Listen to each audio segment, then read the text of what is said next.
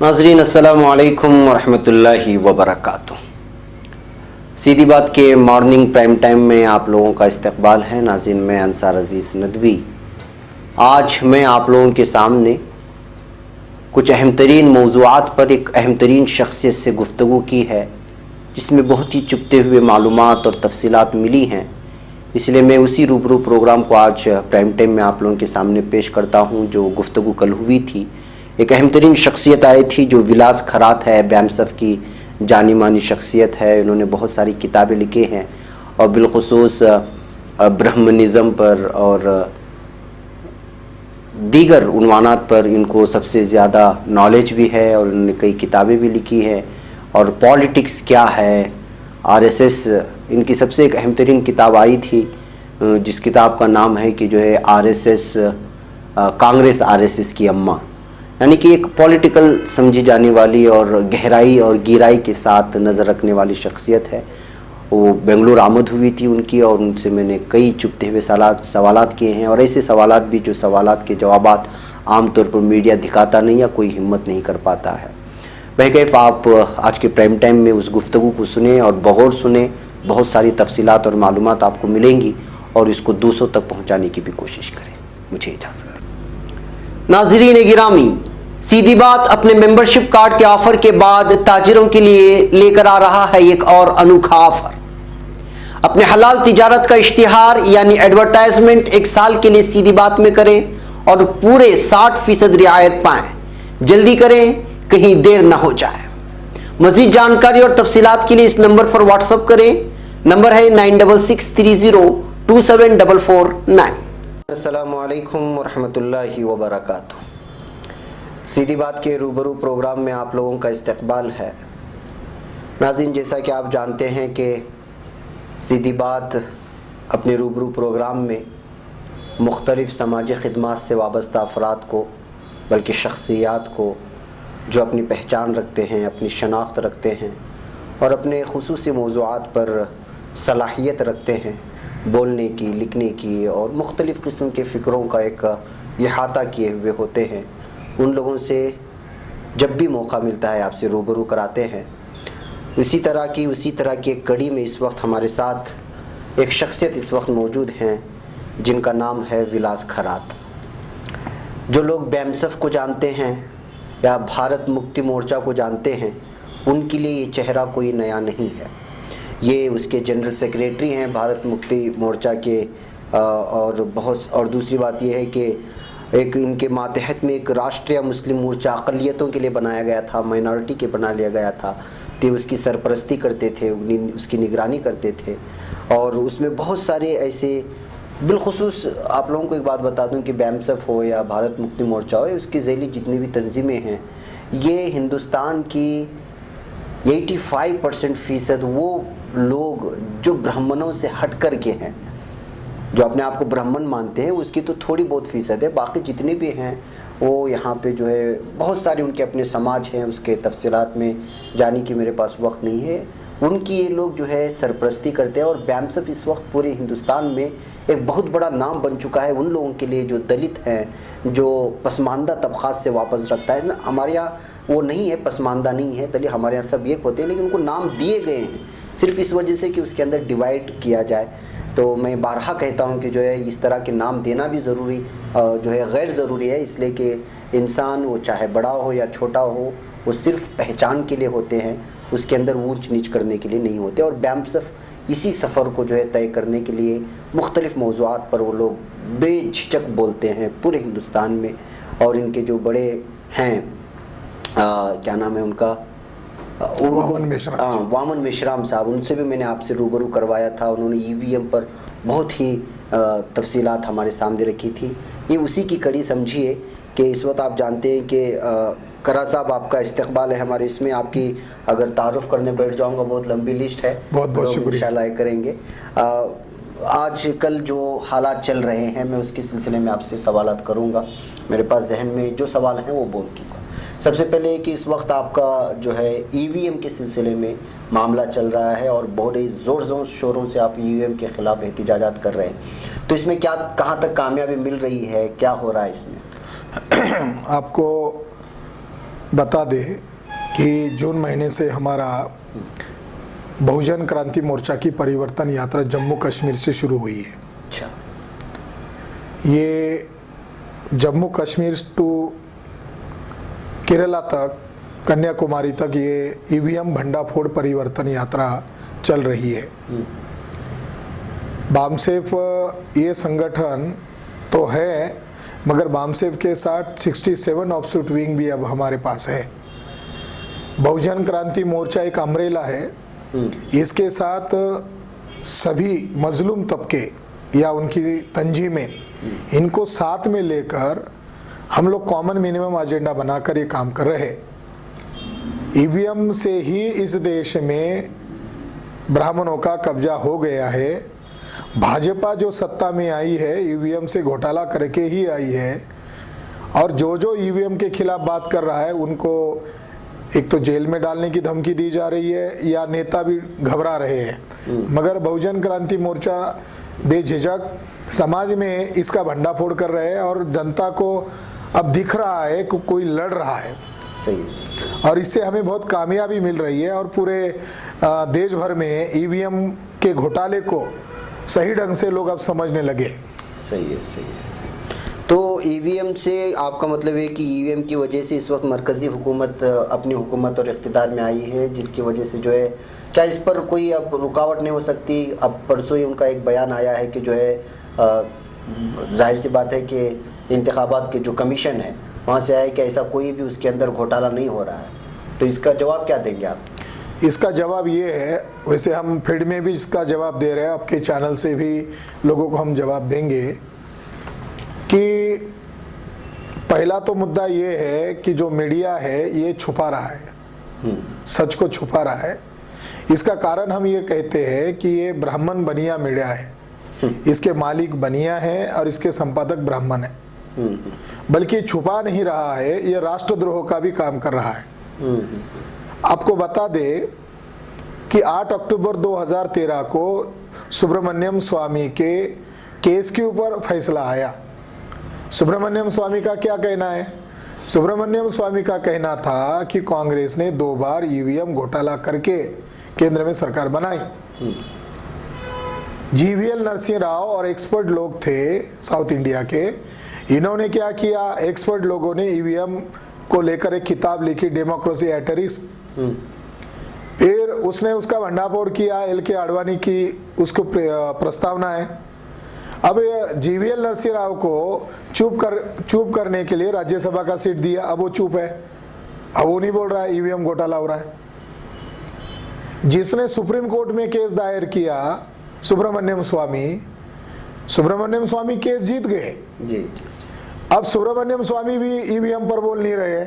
अभी सुब्रमण्यम स्वामी को राज्यसभा का सीट मिल गया, वो भी चुप है। 8 अक्टूबर 2013 को जो फैसला आया, उस फैसले का क्या जिस्ट है? पैरा नंबर 27 में यह कहा है कि ईवीएम मशीन से फ्री, फेयर एंड ट्रांसपेरेंट चुनाव नहीं हो सकते। यानी सुप्रीम कोर्ट मान्य कर रहा है ईवीएम मशीन से चुनाव संभव नहीं है।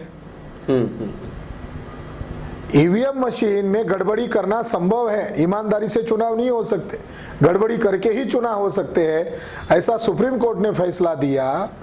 और जस्टिस सदाशिवम ने उसके साथ और एक मामला जोड़ दिया, वीवीपीएटी, यानी जितना ईवीएम है उतना वीवीपीएटी होगा, वीवीपीएटी से पर्ची निकलेगा और उससे घोटाला पकड़ में आएगा। 8 अक्टूबर 2013 का जो फैसला आया, ब्राह्मण बनिया so called main stream media ने इस फैसले की सिंगल लाइन भी खबर नहीं छापी। कोर्ट मान्य कर रहा है कि घोटाला होता है ईवीएम से, इसकी खबर को छाप दिया। इसलिए अभी जो कह रहे हैं उसमें कोई तुक नहीं है, बल्कि वो कह रहे हैं, इसका मतलब कोई तो भी कह रहा है और वो कहने वाले लोग हैं, हम लोग हैं। अगर हम गलत है तो हमारे खिलाफ वो चुनाव आयोग या नरेंद्र मोदी मुकदमा दर्ज करे, फिर दिखाते हैं। तो आपको महसूस होता है कि अब जो इलेक्शन आ रहे हैं, कर्नाटक में होने वाला है, हरियाणा में होने वाले हैं, इसमें भी घोटाला होगा? हम आपको दावे से कहते हैं, हरियाणा में, आपके कर्नाटका की तो बहुत दुख दर्द भरी कहानी है। यहाँ के कैंडिडेट्स को महाराष्ट्र में खरीदा गया जी जी, और सारे मीडिया वालों को पता है कि कितने में खरीदा गया। और दूसरा, झारखंड में भी चुनाव है, महाराष्ट्र में भी चुनाव है। जब तक ईवीएम रहेगा तब तक बीजेपी सत्ता में आएगी, ये श्योर है। अच्छा, अभी आपके कर्नाटका में जो कांग्रेस के बड़े नेता है, स्पीकर है, वो पार्लियामेंट में बोलते हैं जी जी, उनका आज ही बयान आया कि ईवीएम घोटाला होगा।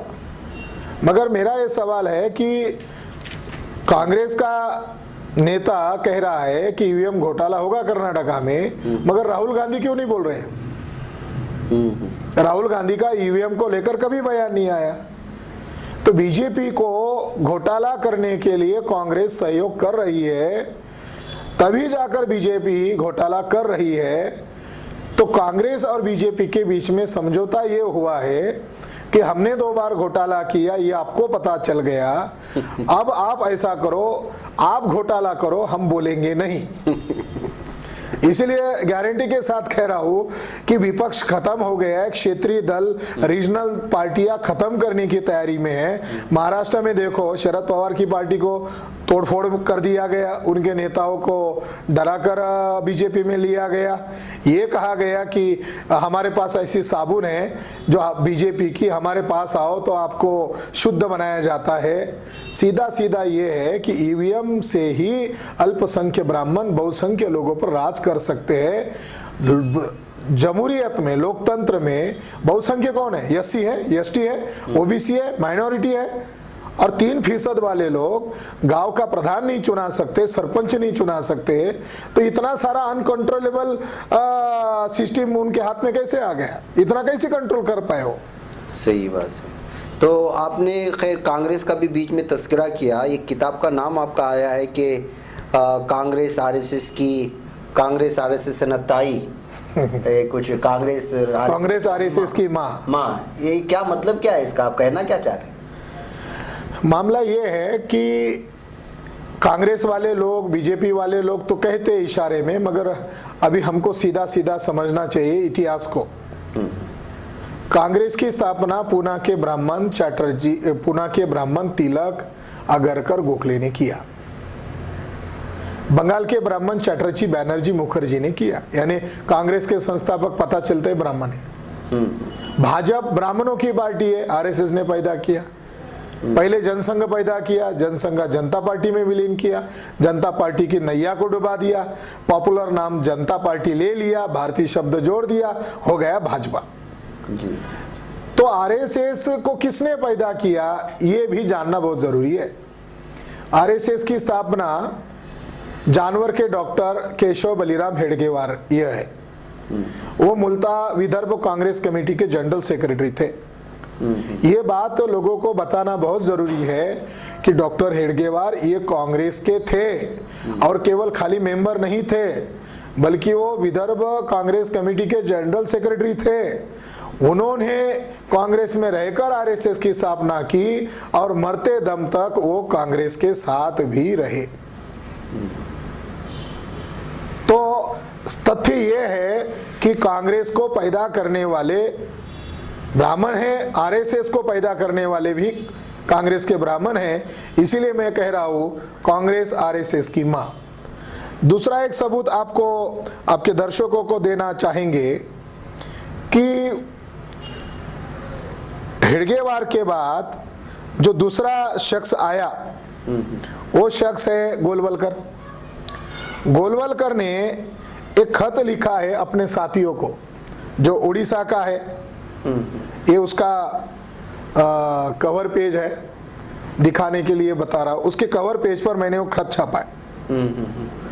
वो कहते हैं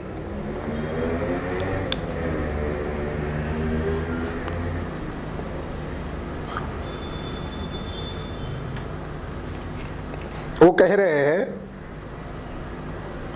कटक के उनके साथी है हरि बाबू, उनको कह रहे हैं 18 अगस्त 1958, प्रिय हरि बाबू, आपके कांग्रेस में सम्मिलित होने से एक ज्येष्ठ स्वयंसेवक इस नाते कटक शाखा को मार्गदर्शन करने में कुछ बाधा निर्माण होगी ऐसा नहीं मानता। कारण राष्ट्रीय स्वयंसेवक संघ का स्वयंसेवक और साथ ही कांग्रेस का सदस्य रहने में कोई विरोधाभास नहीं है। किसी राजकीय दल का केवल सदस्य बनने से कोई व्यक्ति अपने हिंदुत्व का त्याग नहीं करता। यदि कोई राजकीय दल इस तरह की कपोलकल्पित अपेक्षा करता है तो किसी भी सज्जन स्वाभिमानी व्यक्ति के लिए यह सर्वथा त्याज्य ही रहना चाहिए। मेरी ऐसी धारणा है कि कांग्रेस जन इतने अविचारी नहीं है कि अपने हिंदुत्व तथा हिंदू समाज एवं संस्कृति के सेवा कार्य को छोड़ने की अपेक्षा करेंगे। ये खत जो है गोलवल करके समग्र साहित्य में है। इसमें गोलवल करने का कि आप कांग्रेस के भी कैंडिडेट होकर चुनाव लड़ सकते हो, साथ ही साथ आप आरएसएस के मेंबर भी रह सकते हो, और इसके लिए कांग्रेस का हिंदुत्व और आरएसएस का हिंदुत्व एक है। तो ये क्या तथ्य कर रहा है? सेकंड बात। दूसरी बात कि 23 दिसंबर 1949 को पंडित जवाहरलाल नेहरू ने रात के 1 बजे बाबरी मस्जिद के अंदर राम की मूर्ति रखवाई। बाबरी मस्जिद का जो विवाद शुरू हुआ, ये विवाद किसने शुरू किया? कांग्रेस ने शुरू किया। कांग्रेस ने आरएसएस को पैदा किया। कांग्रेस ने हिंदू मुसलमान नाम की समस्या को निर्माण किया। वोटर्स नहीं है ब्राह्मणों के पास, ब्राह्मण कभी भी इस देश का हुक्मरान नहीं बन सकता, तो उन्होंने वेल प्लान में आरएसएस को पैदा किया। फिर आरएसएस और कांग्रेस ने दोनों ने मिलकर गांधी की हत्या की। इसमें नेहरू और पटेल का भी रोल है। आपके दर्शकों को सुनकर भी आश्चर्य लगेगा, जब गांधी जी की हत्या की गई थी तब ये नथुराम गोडसे ने अपनी खतना किया था ताकि मुसलमान कुछ घंटे में मार दिए जाए। ये कहकर कि किसी मुसलमान ने गांधी जी को मारा है, तो हमारा ये सिद्धांत था, ये मत है कि सच्चाई को नहीं छुपाना चाहिए। कोई ये जो सेकुलर और कम्युनल का जो नाटक है, इसका पर्दाफाश करने के लिए मैंने वो किताब लिखी। उसका उर्दू में भी तर्जुमा आ गया है, कांग्रेस आरएसएस की अम्मा। तो आपका कहने का मतलब ये है कि आरएसएस और कांग्रेस में कोई फर्क नहीं है इनकी फिक्रों में? माँ है कांग्रेस। आपको जरा याद दिला दे, आपका अभी सीधी बात है इसीलिए बात सीधा कर देना चाहते हैं कि कांग्रेस के बड़े नेता जो बाद में राष्ट्रपति बने, प्रणब मुखर्जी, बंगाल के ब्राह्मण, इनको मोहन भागवत ने नागपुर में बुलाया, तब वो वहां गए। कांग्रेस के लोगों ने उनको कांग्रेस से बाहर अभी भी नहीं किया। वहां पर गए और उन्होंने वहां पर बयान दिया मोहन भागवत के सामने स्टेज पर कि हेडगेवार भारत माता के सच्चे सुपूत हैं। और भागवत ने भी ये बयान दिया कि जो लोग कहते हैं कांग्रेस मुक्त भारत, ये आरएसएस का नारा नहीं है, बल्कि कांग्रेस रहना चाहिए तभी बीजेपी जिंदा रहेगा।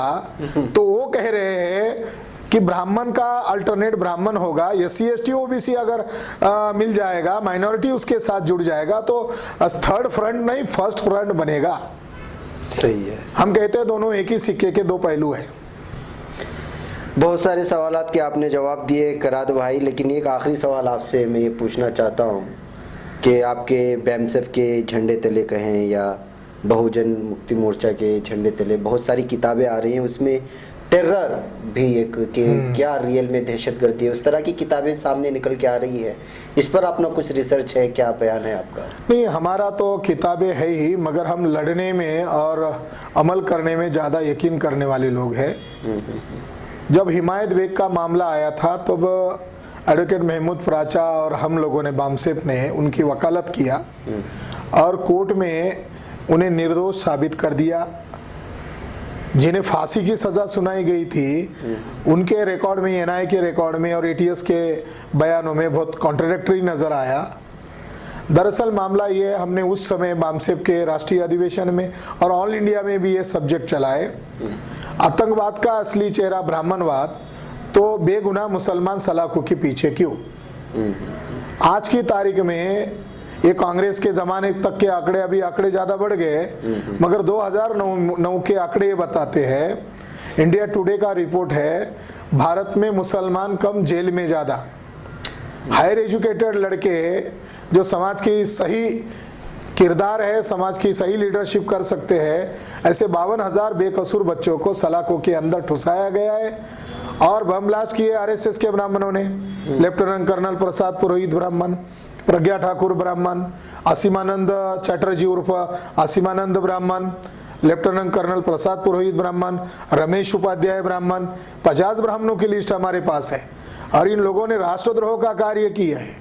आपको सुनकर भी आश्चर्य लगेगा कि 48 वीडियोस और ऑडियोज हेमंत करकरे ने 2000 पन्ने से भी ज्यादा चार्जशीट था उसके साथ सबमिट किया है कोर्ट में और उसमें उनके फोन टेपिंग के भी रिकॉर्ड हैं।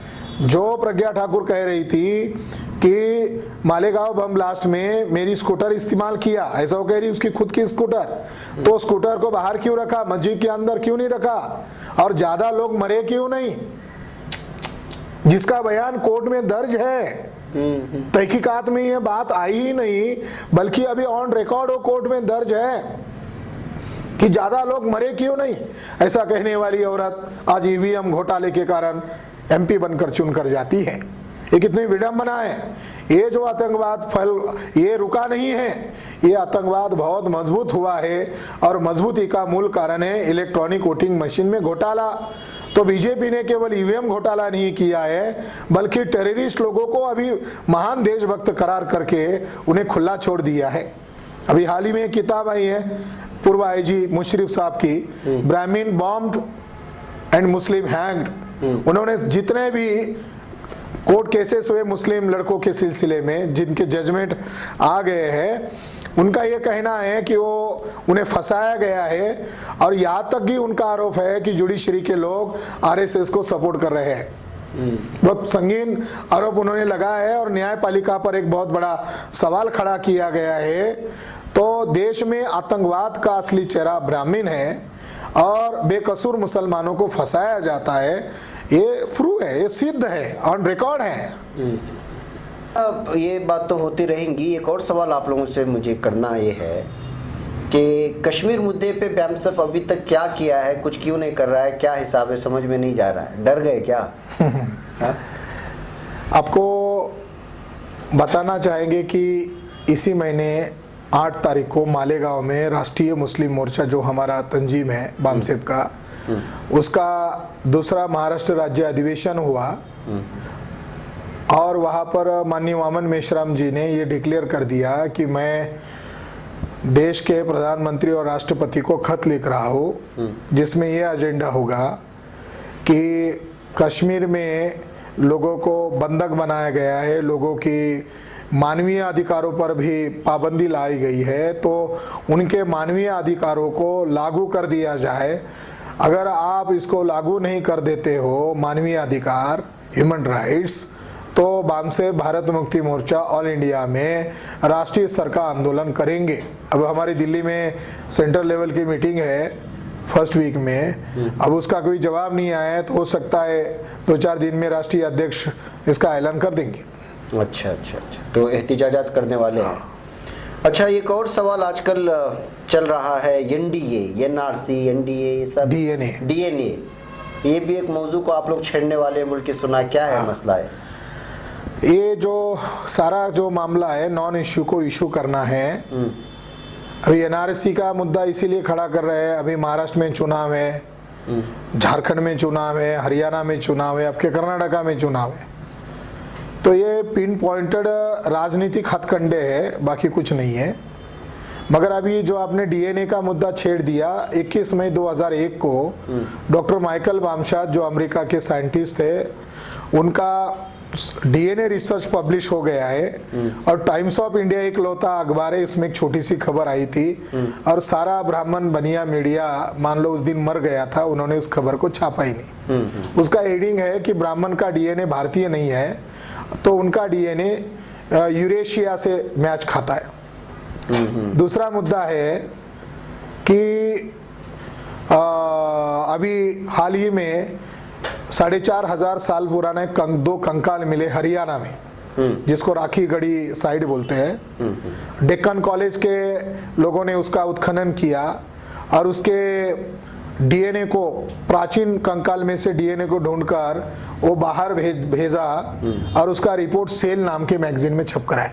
अच्छा, उस मैगजीन में ये लिखा हुआ है कि ब्राह्मणों का जो DNA है वो भारत के लोगों से मेल नहीं खाता, कंकाल में ब्राह्मणों का DNA मिला नहीं, तो सेल मैगजीन में कह रहा है ब्राह्मण विदेशी है। मगर अखबार वाले लोग इतने बदमाश है कि उन्होंने अखबारों में छाप दिया कि ब्राह्मणों का डीएनए मिल गया। तो ब्राह्मणों ने चालाकी से मीडिया में झूठी खबरें छाप दी और उसके जो हेड थे वसंत शिंदे, अब उसको भी मैनेज कर लिया है और रिपोर्ट में जो नहीं छापा वो बाहर आकर बोल रहा है। तो अब हमारी तरफ से उसको क्रिमिनल ऑफेंस की नोटिस हमने भेज दिया है कि उसने बहुत बड़ा ब्लंडर करने वाला काम किया, रिपोर्ट के खिलाफ बोल दिया। तो ब्राह्मणों का डीएनए भारत से मिलता नहीं है। ब्राह्मण यहूदी है, ब्राह्मणों का नस्ल यूरेशिया नामक देश है, काला समंदर के किनारे रहने वाले लोग हैं। और भारत के अंदर रहने वाले जिन्हें वो हिंदू कहते, हिंदू तो है नहीं, हिंदू गाली है। ये स्वामी दयानंद सरस्वती भी कहता है हिंदू का मतलब काला, चोर, डाकू, गुलाम, क्योंकि ये रामायण में नहीं मिलता, महाभारत में नहीं मिलता, गीता में भी ये शब्द नहीं मिलता। तो हिंदू ये भारतीय शब्द नहीं है, ये गाली सूचक शब्द है। हम लोग इस देश के मूल निवासी है, असल बाशिंदे है। और हम ही SC ST OBC के डीएनए जो है वही मुसलमान, क्रिश्चियन, लिंगायत, जैन, बुद्धिस्ट, सिखों में मिलते हैं। वो हमसे ब्राह्मणों की जाति व्यवस्था से परेशान होकर वो अलग अलग मसावत को मानने वाले धर्म को कबूल किया, धर्म बदला, डीएनए कहाँ बदला। तो इसीलिए हम 85% वाले लोग मूल निवासी लोग हैं। तो हम मूल निवासी राष्ट्रवाद का काम कर रहे हैं। ब्राह्मण कह रहा है उनका हिंदू राष्ट्रवाद है, हिंदू तो गाली है। SC ST OBC को पता चल रहा है, जब उनको पता चलेगा तो इन ब्राह्मणों की ठुकाई करेंगे। और रहा NRC का मुद्दा, तो NRC का मुद्दे पर संविधान सभा में भी डिबेट हुआ है, सिटीजनशिप अमेंडमेंट एक्ट भी बना हुआ है। कांग्रेस और बीजेपी के लोगों ने उसमें काफी सारा तब्दील किया है, एक बहुत बड़ा षड्यंत्र किया है। हम कहते हैं आधार कार्ड को रद्द करो, हम कहते हैं राशन कार्ड को रद्द करो। आप इस देश में कौन नागरिक है, कौन नागरिक नहीं है, डीएनए कार्ड लागू करो। अब डीएनए कार्ड पर तो अपने आप सिद्ध हो जाएगा मोहन भागवत का डीएनए कहाँ का है और हमारा डीएनए कहाँ का है, गडकरी का डीएनए कहाँ है, कहाँ का है। उनका डीएनए प्रूव हो गया, उनका देश यहाँ का नहीं है। हम इस देश के मूल निवासी है, बहुसंख्य लोग हैं। और जब भी कभी हमको मौका मिलेगा तो हम ये स्कीम को पहले नंबर पर लागू कर देंगे। अब साइंस ने डिक्लेयर कर दिया कि 3% वाला विदेशी यूरेशियन ब्राह्मण है, तो हम मूल निवासी है। हाँ, आप इसको सीधी बात से प्रचार करो कि मुसलमान भी मूल निवासी है और रिलीजियस माइनॉरिटी भी मूल निवासी है, SC ST OBC भी मूल निवासी है। बहर कैफ, आज ये रूबरू में वक्त और चला है, हम सुनना चाहते हैं आपसे, फिर आपसे मुलाकात होगी तो एक एक मौजू से हम अलग अलग बात करेंगे आपसे। तो नाजरीन, ये थे हमारे विलास कराज साहब। मैं इनका सही तौर से आप लोगों के सामने तारुफ नहीं कर पाया, लेकिन जो लोग BMSF को जानते हैं, बहुजन मुक्ति मोर्चा को जो लोग जानते हैं, उनके सामने ये शख्सियत बार बार आती हैं, मुख्तलिफ़ इजलासों में इनके बयानात होते हैं और बहुत ही कड़क और सही और सीधी बात करते हैं। इस वजह से बेंगलुरु आना हुआ था, तो हमने भी इस मौके को गनीमत समझा कि हमारे रूबरू प्रोग्राम में आपसे रूबरू करवाएं। मैं आप लोगों से एक बार फिर इजाज़त चाहता हूँ। इंशाल्लाह फिर बहुत बहुत शुक्रिया, आपसे फिर मुलाकात होगी। अस्सलाम वालेकुम रहमतुल्लाहि व बरकातहू।